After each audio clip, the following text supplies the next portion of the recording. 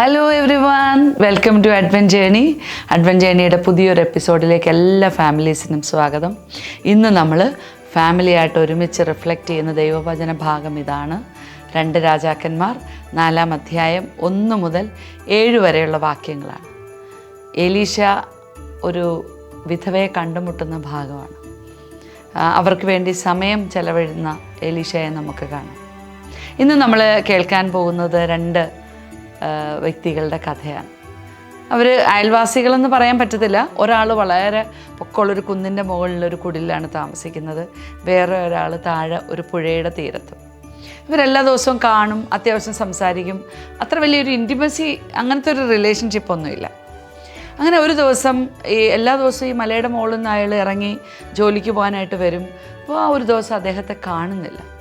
അപ്പോൾ ഈ പുഴത്തീരത്തുള്ള ആൾ പതുക്കെ മുകളിൽ ചെന്ന് നോക്കുമ്പോൾ അയാൾ സുഖമില്ലാതെ കിടക്കാണ്.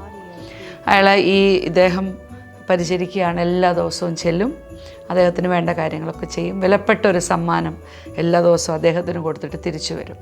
അങ്ങനെ ഏകദേശം ഒരാഴ്ചയോളം അദ്ദേഹത്തിന് വേണ്ടി ഈ പുഴയുടെ തീരത്തുള്ള ആൾ സമയം ചെലവിട്ടു. അതെല്ലാം കഴിഞ്ഞ് അദ്ദേഹം ഒരുപാട് നന്ദി പറഞ്ഞു. നിങ്ങൾ എന്നെ സഹായിച്ച, എനിക്ക് വേണ്ട കാര്യങ്ങളൊക്കെ ചെയ്തതിനെ ഓർത്ത് ശരിക്കും കുന്നിൻ്റെ മുകളിലുള്ള ആൾ പുഴയുടെ തീരത്തിലുള്ള ആ കൂട്ടുകാരനോട് നന്ദി പറഞ്ഞു. അങ്ങനെ നാളുകൾ പോയി. ഒരു ദിവസം എല്ലാ ദിവസവും മലയുടെ മുകളിൽ നിന്ന് പോകുമ്പം കുടിലിൻ്റെ മുറ്റത്ത് കാണുന്ന ആളെ കാണുന്നില്ല. പതുക്കെ അദ്ദേഹം ചെന്ന് നോക്കുമ്പോൾ ഇതുപോലെ അദ്ദേഹവും ഒരു രോഗം വന്ന് കിടപ്പിലായി. അപ്പോൾ തിരിച്ച് ഈ കൂട്ടുകാരൻ ഇതേപോലെ തന്നെ ഇദ്ദേഹത്തിന് വേണ്ട കാര്യങ്ങളൊക്കെ ചെയ്ത് വിലപ്പെട്ടൊരു സമ്മാനം കൊടുത്തു. അങ്ങനെ ഏകദേശം ഒരു 1-2 ആഴ്ചയോളം ഇദ്ദേഹത്തിന് പരിചരണം ആവശ്യമായിരുന്നു. ഇതെല്ലാം അയാൾ സന്തോഷത്തോടെ ചെയ്തു. നിങ്ങൾ വിചാരിക്കുക, എന്താണ് ഈ വിലപ്പെട്ട സമ്മാനം? വിലപ്പെട്ട സമ്മാനം എന്തായിരിക്കും? വിലപ്പെട്ട സമ്മാനം അത് വേറെ ഒന്നുമല്ല, സമയം. ദൈവം എല്ലാ മനുഷ്യർക്കും ഒരുപോലെ കൊടുക്കുകയാണ്. നമ്മുടെ ചീഫ് മിനിസ്റ്ററിനായാലും പ്രൈം മിനിസ്റ്ററിനായാലും നമുക്ക് ഓരോരുത്തർക്കാണെങ്കിലും 24 hours ഉള്ളൂ. ദൈവം എല്ലാവർക്കും ഒരുപോലെ കൊടുത്തിരിക്കുന്ന സമയമാണ്. പക്ഷേ നമ്മളിന്ന് ഏറ്റവും കൂടുതൽ പരാതി പറയുന്നത് സമയമില്ലാന്ന്.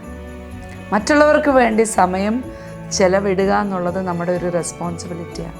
നമ്മുടെ ഫാമിലിയിൽ തന്നെ നമുക്കൊന്ന് എടുക്കാം. ഫാമിലിയിൽ നമുക്ക് എല്ലാവർക്കും കൂടെ ഒരുമിച്ച് സമയം കിട്ടുന്നുണ്ടോ? നമ്മൾ അങ്ങനെ ഒന്ന് ചിന്തിക്കുന്ന ദിവസമാണ് ഇന്നത്തെ നമ്മുടെ ആക്ടിവിറ്റി. ഇതാണ് നിങ്ങളുടെ ഒരു ഫാമിലി ടൈം. എല്ലാവരും കൂടെ ഒരുമിച്ചിരുന്ന് നിങ്ങൾക്ക് എന്ത് വേണമെങ്കിലും ചെയ്യാം, പക്ഷേ എല്ലാവരോടും ഒരുമിച്ചായിരിക്കുന്ന ഒരു സമയം ഇന്ന് ഫാമിലിയിൽ ഉണ്ടാകണം. അതാണ് ഇന്നത്തെ ആക്ടിവിറ്റി. ഇനി പോസ്റ്റർ നിങ്ങൾ ഭംഗിയായിട്ട് ഡിസൈൻ ചെയ്യുന്നുണ്ടെന്ന് ഞാൻ വിചാരിക്കുന്നു. ഭംഗിയാക്കുക. അപ്പോൾ നമുക്ക് നാളെ വീണ്ടും കാണാം. ബൈ.